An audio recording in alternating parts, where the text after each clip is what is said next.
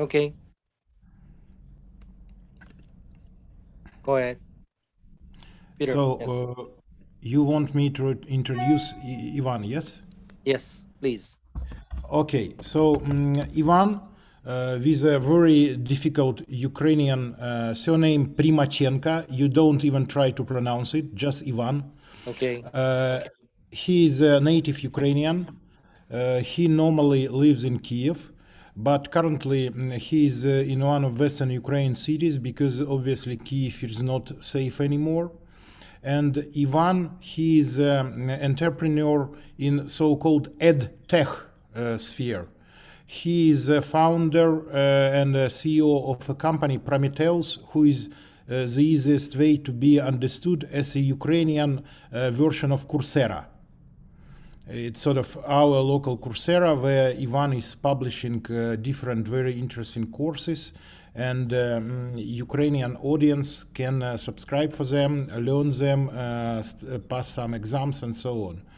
And Ivan is a very old friend of mine, and he is also very active in many different social projects. And I decided that it might be interesting for you to listen his point of view on the current situation, this war, Russia against Ukraine, and that's why I invited him for this conversation. Yeah. Thank you so much for inviting to Ivan to this weekly calls. Ivan, welcome to this weekly meeting. Welcome, my pleasure to be here. Yes. Since Jennifer joined this weekly call first time, we started 2 weeks ago. This call together with Peter and then the Igor, another Ukrainian friend, but he was not able to join today. And the main objective of this call is even though we are watching and reading news every day in the internet and YouTube, I thought it is still helpful, useful to get update from our Ukrainian friend about what's going on in the Ukraine. And second, I mean, we are just ordinary people. We are not the political leader, but still, it is good to have exchange idea and opinion to find a way to support Ukraine in the fight against Putin, or a way to end this war in somehow. That's main purpose. Okay. Okay. Okay, and let's Peter, since this is already 30 days and about a month since Russia invaded Ukraine, and last week what he heard is that the Russian invasion got in a stalemate, right? And then also the Russian troops are running out of the supply, food, ammunition, and fuel in a few days. I heard that news a few days ago. So if it is true, I think we have to see something happening on the ground. So what is your observation about that? I think the best way if Ivan contributes to this, because he is also reading a lot of news and he may be talking to even more people than I do. So he might have even better understanding of what's going on the war theater. Okay, let me comment a little bit about it. Obviously, I'm not a military analyst, but Russian problems increased this week.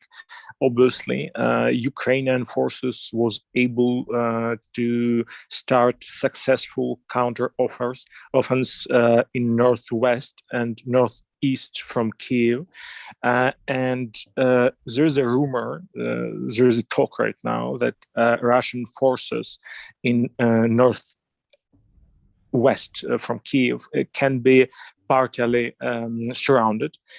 So it's not confirmed yet, but I think we will see in the next couple of days. But definitely they have much more problems than a week ago. And yesterday, actually, we had a number of news that Russian forces was defeated near Nikolaev, yes, and it's a south of Ukraine, and they have problems around Kherson right now. We will see what results will Ukrainian counteroffensive achieve in coming days. But it's really interesting that now we are not talking about stalemate, but we're talking about counteroffensives from Ukrainian side, and it's a really good sign, in my opinion. Okay, so if I'm allowed to contribute, I think there are three different wars that's going on in the same moment. The first is obviously field war, the real war. Second is propaganda war, and the third is social networks war.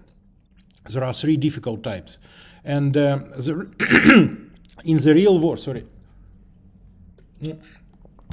in the real war, Ukraine is having a draw. So it's I mean, stalemate situation. Nobody is moving a lot, and this is a great situation for Ukraine.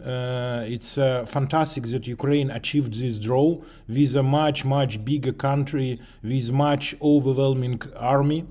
The second, propaganda war. I think Ukraine is clearly winning because the war is the world newspapers is full of Ukrainian narrative.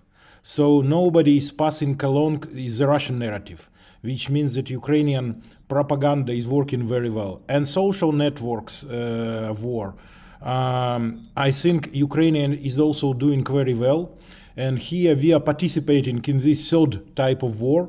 And thank you very much, David, for supporting Ukraine in this third part of the war. Talking about the events on the ground, the recent news was that Ukraine army has retaken the city, it's 35 miles from Kiev, called Makarov. Why this is important? Because that's a city where the company I am currently working for, the #1 Ukrainian pharmaceutical company, had a warehouse, the only warehouse we had in Ukraine. And this warehouse was in the middle of a tank battle a week ago.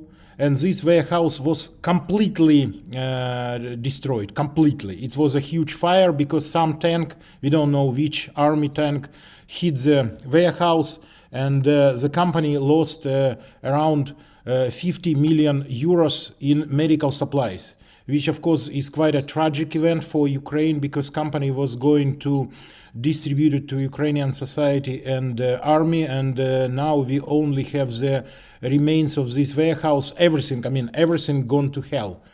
And you can imagine when some company's warehouse is a center of the tank battle. That sounds, I mean, for you here in a very safe countries, it sounds crazy. But that's a real situation that we had around the city. Now it's back into Ukrainian hands.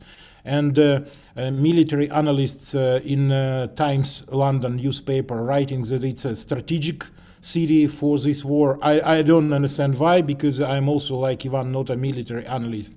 But okay, at least we can rejoice somehow. Yes. Yeah.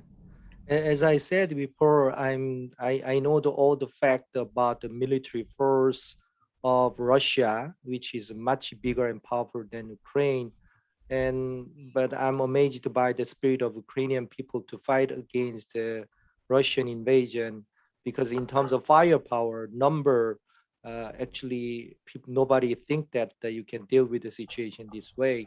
But through the watching the development of the war, I came to believe that the number is just number. I mean, how people are serious to protect and keep the nation and their family and then their hometown is much more powerful than just number, because we call it motivation. Yeah, motivation. Yes. Also, the even though I'm watching news from the Western media, they talk about a lot of Russian soldiers captured and they're missing in the war, and then the morale is very, very low, right? So I learned that something else. There is something else, much more than that number. What I can say you also to understand, I think Ivan can say even more about this. But so far, I mean, I'm meeting and I'm talking to a lot of Ukrainian people, both in Ukraine and abroad. And so far, I haven't met anybody over the age of 15 who is not contributing something, at least something, to this war effort. I haven't met anybody, really anybody, because right now, from Ukrainian point of view, it's a really great national patriotic war. The country is fighting for its freedom, and everybody is doing something. Even my daughter, who is 18, who is studying far away in Scotland, she organized a big school children demonstration, the rally at the Russian consulate in Edinburgh, in the Scottish capital. And they prepared a lot of signs, a lot of memes like school kids do. They sang the songs and so on. Even they of course collecting all the supplies necessary and sending it to Ukraine. So everybody is doing something. And we are doing a lot. Maybe Ivan can talk more about what I just mentioned. Yes. Peter, I would just want to know, are you based out of Ukraine right now? No. I'm based in Lviv. Lviv is a city close to Polish border. Yes, of course. So I wanted to know also with these calls, because I have a lot of friends who are Polish, who in Hong Kong and elsewhere as well, who might want to join in the future. Like me, they're community builders and everything. And Ivan, are you based out of Ukraine right now, or are you also outside of Ukraine? I'm based in Ukraine, in Western Ukraine right now. Gotcha. Amongst my Web3 community, there was actually a project I supported 2 weeks ago. They raised $3 million for Ukraine in 30 seconds. It was one of the Ukraine RLI3F relief NFTs. It went very viral. I think they ended up sending over 50 million to Ukraine. Wow. Also, Ukraine Amazing. now. Yeah, Ukraine DAO. So one thing I've been doing, a lot of my friends have been doing with our crypto is we've been sending it over in Bitcoin, in Ethereum, but also buying the Ukraine relief NFTs. So 50 of the magazines, including Time Magazine, they released some that are 100% donated to Ukraine. So there's been a lot of effort, because the other thing is also is it's very obvious on the Twitter and social media what the official account for the Bitcoin and Ethereum is. And it's very obvious when people have made a donation or have not made a donation, right? And we thought that was a lot cleaner than wiring money, etc. And it could be deployed much faster, as well as I know Web3 is really behind it. I see the Satoshi women community. I mean, everyone is just sending money over to Ukraine in crypto, so it can be deployed immediately. Yeah. It's very important. Yesterday, I was helping International Red Cross to find a big warehouse near Lviv, because they are now doing big efforts to send humanitarian goods from Poland to Ukraine. And we found a great warehouse. And it's developing well. But even I have to say that all these government-like organizations like Red Cross, they are too slow, unfortunately. Very slow. The other thing that I'm trying to do, because I'm American, I'm an American-born, ethnically Chinese person, but American-born, raised, and based out of Hong Kong right now. Also, one of the things is that Chris is actually one of the advisors for my family office, New Chic. So it's 4 a.m. for him right now in California. So he's probably not going to be joining us. You're talking about Chris Fisher. Yeah, Chris Fisher. Yeah. Okay. I said I said he told me that he can join. I don't think he can join at 4 a.m. Right. It's a bit early for him. I saw him like the day before yesterday on our general meeting. So you can be in touch with Peggy about my schedule also. I know, because you're also I'm trying to manage she's trying to manage 8 schedules at the same time right now. I think it'll be very hard for him to wake up at 4 a.m. because it was already hard for him to join our bi-weekly call, which was at 7 a.m. his time. So it's a little bit hard. One thing though I want to say is that a lot of American friends were petitioning for, because we know Poland is absorbing a lot of refugees right now. We're actually petitioning and hoping that the US government and the US will allow more immigration and influx for refugees. By the way, a question from my side, because European countries, even Great Britain, they are now doing huge efforts to accommodate, to shelter Ukrainian refugees. Yes. And America's biggest democracy, the leader, so-called leader of Western world, is not doing anything, I think. Yeah, I'm really worried. I see a lot of parallelisms in history, and then this is where I'm quite sad. I know Biden's flown over and met with NATO and everything, and sending massive, weapons help and other things. Everyone does see this as the last bastion for democracy as we know it, and the Ukrainians are so heroic to unfortunately have to be the martyrs in this fight, right? I know a lot of Americans would love to shelter. The correlation would be like World War II, where a lot of the Britons who suffered back then, the children were taken to countrysides and put in even the line "The Witch in the Wardrobe." It was written because consider a different example. It's like a Second World War and Jewish people who were exterminated during Second World War, and now Ukrainian people are like Jewish people because it's a war against Ukrainian population. It's not just a war against the army. So it should be some effort from American people to shelter, to accommodate some Ukrainians. And maybe it's a good idea, I don't know, David, maybe you can invite for the following call my son. My son is currently living and working in US. Okay. Yeah, he is working for Google, and he is living still in Cornell University campus because he is a graduate here, and maybe he can tell how Ukrainian students and Ukrainian IT people think, American students and American IT people think about this war, because he is talking to them a lot. He is living in fraternity. Ask him to join for next call. I'll talk to him. Yeah. Yes. Yeah. Yeah. Otherwise, I think, yeah. Sorry. As I said, while we are doing this weekly call, I came to believe that it is the best way for the best interest of us to grow the more participant in this call, as well as our group in the WhatsApp, and then we try to spread the message as soon as possible. Yeah. And another point is, talking about the propaganda war, the great weapon that Ukraine has now is speeches by Ukrainian President Zelensky to parliaments of the world. I think he already spoke to 6 parliaments, and next week he's speaking to Danish parliament. And because I used to work for Carlsberg for many years, I'm also contributing to this speech. And maybe if you can help us to arrange his speech to Korean parliament or some other parliaments, that would be fantastic, because usually after such speeches people donate a lot to Ukrainian war effort. I thought about that idea. So I'm not an expert about the politics, but both sides should agree. So do you think in case like some parliament in some Asian country, they want to accommodate President Zelensky's speech, do you think President Zelensky is readily accept that offer? Yes, I think he will readily accept it. And if you have some parliament wanting to do this, there are Ukrainian ambassadors in every country. Yes. They should talk to ambassadors. I can help from, I just gave a talk 2 days ago. Last night. Was it last night? Sorry, because I've been dealing with asthma on and off, to American Chamber of Commerce in Hong Kong.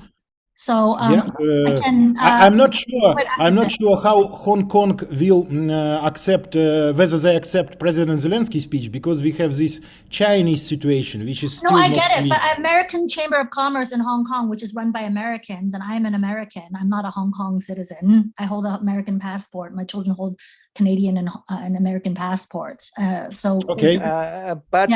think Jennifer, I'm not speaking for the Hong Kong government at all. I'm speaking in terms of priority of Ukraine or the Ukrainian President Zelensky. I think it's better to give a speech at the parliament level, not with a single organization. That's of course, I agree. But I'm just saying that he doesn't have to give a speech. We can just restream it and then get donations. As such, I'm not saying that he should sit around and talk. Otherwise, my friend is on Biden's cabinet. One of my friends I went to college with. So he's. Otherwise, Jennifer, just wanting to chip in. I think that Ukraine has not only a president. Ukraine has many other interesting people to. Prime Minister, right? Prime Minister. We have business leaders. We have music stars. We have those 2 famous boxers running Kiev city. So it might be very interesting opportunities for some of those dignitaries to speak to like Harvard University, to American different states, senates, for example, California Senate, I mean, California Parliament, I don't know, California House of Representatives, how it's called. I mean, lower level speeches can be still arranged with very interesting Ukrainian speakers. I have a proposal. So we have now WhatsApp group. So I mean, on top of, beside we are having a discussion on this weekly call. I think it's more efficient if you share that kind of idea in WhatsApp group. So like some of us look at that idea, and then if it is doable in our area, I mean our side, we can quickly try to reach out the people who with whom we can discuss that idea. Then if we cannot, we take care of the second priority, third priority, something like that. Yeah. Okay, good. Yeah. And now still we have Ivan. I want him to say more because the first time he was on this call. Yeah, absolutely. So I think a really important point right now for international communities that Ukraine can realistically win this war, because I see a lot of talking about how Ukraine can cut losses, how we should strike a really bad deal with Russia, etc., etc. But I think really the most important point right now is that we need support. Military arms deliveries, financial support, etc., to win this war. I think it's really important. And we saw last week that Russia can be defeated, not only stopped, but defeated. And I think Ukrainian army will do much more in the coming weeks. So yeah, this is an important one. Yes. I think, it's people agree with your idea, your opinion. I mean, most important thing is in terms of matter of urgency, priorities, Ukrainian government, army need more the weapon and the money to deal with this war and battle on the ground. But us, if there is anything we can support that, we can find a way to help. But problem is we are the ordinary people. So I think we should focus on what we are good at, right? For example, we can spread the news and a message, and then try to reach out more people, grow the solidarity, stand united with Ukraine. That's what I absolutely.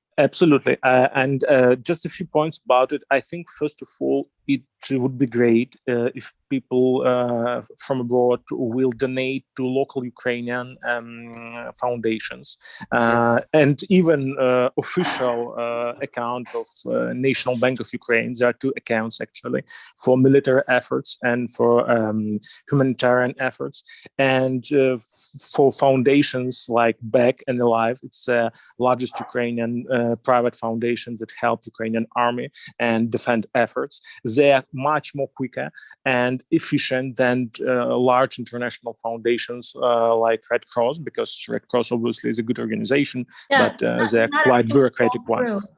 So we've been donating a lot to the different ones that have been highlighted in the media as legitimate organizations and direct aid, where 100% of it is going. There's nothing going to pay middle people. It will be really helpful. Ivan, are you in the WhatsApp? You are, right? I'm going to add up. I'm going to add Ivan. Yeah. Okay, so basically, I think it'll be really helpful in WhatsApp group, because I've managed WhatsApp groups of several hundred people in it before, where all the info is put in the general description, so that people will know what legitimate accounts to forward from then on. I mean, Jennifer, there is another possibility. If you think that some donations go really quickly into the war efforts, I mean, you donate today and tomorrow something is done. There are some people in Ukraine who are doing a lot of good things. So if you have somebody in Ukraine who you really trust, for example, I can describe what my family is doing. We are supporting money-wise quite a big effort in Kiev to feed Ukrainian soldiers. I'm paying my money because I am a partner in one of the restaurant networks in Kiev, in one of the small restaurant chain. And this chain, all their personnel is now only cooking for the soldiers, only. And every day they send me a report. And this morning they cooked 650 breakfasts, for example. I think yes. that's good. I think that sounds like that is a very good place for people donate. Yeah. So why don't you, share that any information people can use it to send money or support that group of people? Yeah, so basically the trusted accounts can be put there. We've done 10 donations already in the past week ourselves as a family. And my kids also, even before when, like, for example, when Delta surge in India was happening, I raised $200,000 over 2 hours US in a clubhouse room, right? So I can mobilize people. When I do a clubhouse room, about 1,000 people go through. But do you think it's an appropriate offer if there is trusted account is an account of some physical person in Ukraine? I think that's fine. That's what I did. Based on my trust on you, I can do that, but I'm not sure everybody can do that. Yeah. I mean, I would suggest, like, you can have an individual one, and also be like, hey, if you're not as comfortable, and then have the other one. Because, like, when I did it for like Team Ski, for example, they didn't have their charitable link up in time, so I put it into my PayPal. And then I screenshot my PayPal, and then I matched the donation too. So I was like, hey, we raised 20,000. Yeah. Right? What I can do, I can share that information with the storytelling. What is the background story of that group of people who feed the soldier on the battlefield, right? I can share that information in the social media or email, WhatsApp, whatever. Then the people who trust me personally, I think they can make the contribution. Correct. But some other people, third party, public, they cannot, because they usually feel more comfortable with Red Cross or some NGO or something like that. Everyone is really comfortable if you have their Ukraine official Twitter, where they were like, here's our bank account. Yes. Here is, and screenshot the logo. This is our bank account. This is the military fund. This is the Ethereum wallet. This is the Bitcoin wallet. Then people take really quick action. Yes, like donating Ethereum. But it's a good thing is people understand NGO or like a non-government organization, that it takes time forever, right? Sometimes because of logistic issues. So this situation is need a little matter of the urgency. Then the people understand it is a much more efficient to reach out, send the contribution directly to the organization who are working on the ground now, right? They understand. Yep. Okay, I understood. I see what I can do. Okay, let's do that. Okay, what else can we do? What else have we discussed before? I think we cannot pursue so many ideas at the same time. We need to prioritize, but I can have idea, I can share with you, but we should agree on the idea so we can work together to focus on one idea. I mean, I saw that a lot of idea being shared on social media these days. Some guys in US, actually, he's a Russian, right? He said that he put the bounty money for the arrest of Putin. So it may sound like too aggressive, maybe, but dealing with this it's serious situation, it may work. I'm not so sure about that. What do you think? I said at the crowdfunding, it is not purpose is not really to raise the money, raise the interest of the people around the world to stand against Putin or the Russian aggression. It sounds at the risk of sounding too aggressive. What do you think about that idea? I think that probably we should think about much more practical means. I mean, if Putin will be arrested or eliminated by his inner circle, I don't think that money, at least such amount of money, will decide anything. If some group of people will organize coup, they don't care about such amount of money. But such amount of money. I have the same opinion. As I said, I agree with that opinion. But the purpose of the crowdfunding bounty is not for money, raising the money. is in a way to gain the attention more people around the world. As something like a social media campaign. Yeah, like a information campaign can be really effective to draw attention. But from practical point of view, I think another way to help Ukraine is to pressure Korean campaigns to leave Russia, because we already saw that a number of Korean firms stopped working with Russia, but not all of them, definitely. And it can help. It can create additional pressure on Russian government, and I think it can be quite effective, because you know that Russian industry is not quite advanced these days, and such measures can be effective to constrain their military potential and their level of life. Yeah. Okay. So I just want to share that opinion. Idea. I have seen that in the social media, whether that it does make sense or not. Yeah. Okay. Yeah. What else? So I learned that already 400 companies closed office in Russia for the last 1 month. So is there any way we can contribute more? I think it's really important to share a message that any business contacts with Russia is out of question right now, that any companies that will work with Russia right now will face a severe penalties from public opinion point of view. And it can be and should be strategically maintained, because you already saw that a number of European companies that said at the beginning of the war that they will stop any contacts with Russia. They tried to push back, try to work with Russia again. And it's really important to maintain this pressure, because this war it will probably go on for months, maybe more, and it's not a like a short. You need to be ready to pressure companies for a long time, not for a short one. Any other opinion or any other you'd like to share? I think, David, we have enough interesting ideas on this stream today. So if you can summarize those ideas in WhatsApp groups, then we can move on. I'll do that. Yes, that's a good suggestion. I'll do that. I recap the idea we explored, and then if there is any supporting opinion or the action plan. Just one more point. Okay. I suddenly realized that I'm talking a lot here on this stream, and I didn't introduce myself properly. So possibly Jennifer and Genevieve, they don't know who they are talking to. Yes. Which is not a good idea, obviously. Right. So I'm sorry, because it's not the first time I'm talking to David, and I just didn't think that I need to introduce myself again, but I will. Yes. I will. So I'm coming from a business world. I used to manage many multinational companies. Out of first, I used to be Russian. I renounced my Russian citizenship 7 years ago in protest against Russian annexation of Crimea, if you know what I mean.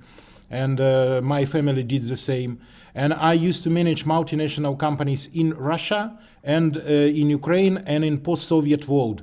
I used to work for some biggest companies like ABB, that's ASEA Brown Boveri, that's electrical engineering company based in Switzerland. Then I used to work for beer business of Carlsberg for 14 years, both in Russia and Ukraine. And later on, for 4 years, I was managing #1 Ukrainian mobile operator, which going by the name Kyivstar. That's a #1 operator. And currently I'm a board member of #1 Ukrainian pharmaceutical company, and I told you about our warehouse that been tragically destroyed near Kiev. So that's my biography, and currently I'm in Ukraine, and as all the Ukrainians, I am supporting war efforts the way I can, and I'm sure Ivan is doing the same. Amazing. I realize I haven't introduced myself, so I will introduce myself really quickly. My name is Jennifer Chang Lo. I'm a serial exited entrepreneur and I'm an investor for my family office, Nushi Capital. I met David before via our circles in Hong Kong. He's also interviewing me for his podcast, and we're waiting to finalize his advisorship too for our to be on my investment committee. But I also just WhatsApped the Twitter account where the Ukraine government has put out their Bitcoin and Ethereum addresses, because that's the fastest. Crypto is just very fast. It's just instantaneous. And I know like all my younger relatives and friends, we've sent a lot of money over to Ukraine that way, so it can be immediately used. And the other thing is that it's not subject to other business or someone's oversight. It just goes directly. This is what this is the official Ukrainian Twitter. So the other thing I would suggest is that even if we do a live broadcast, I'm quite active on Twitter Spaces. But Ukraine Twitter, as you see, has 1.9 million followers. So whenever they tweet something out, everybody takes action. Like I've been retweeting. One of the reasons why my friends and I were donating so much to the DAO, each time you donate, you get a Ukrainian flag as an NFT, right? And then we display it in our profile pictures and everything. So I think it's really, really important that people do what they can for Ukraine. I'm also a concert pianist. So one of the reasons why I've been doing concerts and other things for free for Ukrainian people is so that people know that, and I know in Ukraine, we've been seeing some footage of artists and musicians in the streets trying to restore people's morale and play music in between, shelling. So just know that, for me, my skill is fundraising, marketing, speaking, and playing the piano. And then one of the things that I played before was the Polish composer Chopin, but also list Hungarian folk songs. My former piano teacher was half Ukrainian and half Russian. And she was taught at the Moscow and St. Petersburg conservatories, and also where I grew up in Boston, New England Conservatory. So that's a little on me. I'm really happy to help and do whatever I can to help support. Thank you very much. Thank you. Yeah. Would you like to introduce? Oh, I didn't realize Whenever? I wasn't. Yes, sorry, I didn't realize I wasn't on mute. Apologies for the noise in the background. I'm Geneviève, and I am the founder and CEO of AgriLedger, and it's a blockchain company. We're using the technology in the agricultural world, as it says, and really as a financial tool. My interest and this is very much humanitarian. I'm of Haitian descent, so I have seen quite a bit what conflict can do to the human psyche. And I think that it's not only about the war that needs to be fought within the borders of Ukraine, but also the awareness that needs to be there right now. People are being welcomed, but are we making sure that the right social governance aspects are there to really assure their safety? And how do we also get them back home? It's going to be, once everything is done, how do we get them back home is something that I think we need to look at. So right now, it's not so much the focus, because the focus is about how to stop the aggression within the borders. But I think it's going to be important to also make sure that the welcome carpet is always there, continues to be there. And secondly, that there isn't any, I worry about human rights violations that may come out of this. These women and children are being separated. So I believe Yvonne might have been the one who talked about this being very similar to the Jewish issue of World War II. I think that it's even greater, because at least with the Jewish issue, then there was the formation of Israel, good or bad, that happened with a place for them to actually be able to be safe. I don't know that the safety has been guaranteed yet for these women and children, and we need to make sure that we're also able to bring families back together.